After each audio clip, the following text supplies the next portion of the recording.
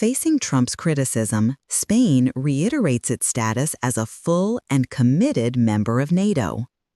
Faced with criticism from Donald Trump, Spain reiterates that it is a fully committed member of NATO. The country maintains that it is meeting its military capability targets despite accusations of being lagging behind by the American president. Spain is a full and committed member of NATO, government sources affirmed on Friday, just hours after Donald Trump's statements suggesting that Spain deserved to be expelled from NATO for its military spending, which he considers insufficient.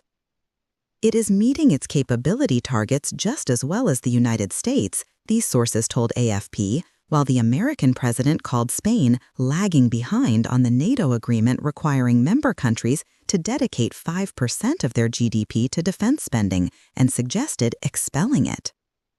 The Spanish left-wing government allocates 2% of its GDP to defense spending, but does not intend to increase it to 5% as stipulated by NATO's new target set at the last summit of the Atlantic Alliance in The Hague in June. Spain, while not abandoning its commitment to sign the summit's final declaration, has stated that it is not bound by this percentage.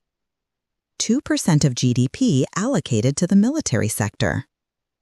Each NATO country, Madrid has asserted, must increase its military capabilities in accordance with the defense plans established by the alliance.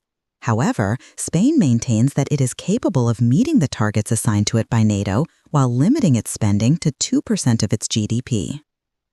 The three NATO members that devote the largest percentage of their GDP to defense are countries close to Vladimir Putin's Russia, which has been engaged in the conflict in Ukraine for 3 years.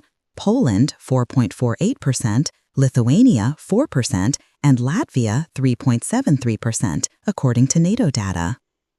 More than a quarter of NATO countries fell short of the 2024 target of allocating at least 2% of their GDP to the military sector, according to the organization's latest estimates. At the last NATO summit in The Hague, Donald Trump had already threatened to impose trade sanctions on Spain because Pedro Sánchez refused to commit to increasing Spanish defense spending to 5% of GDP.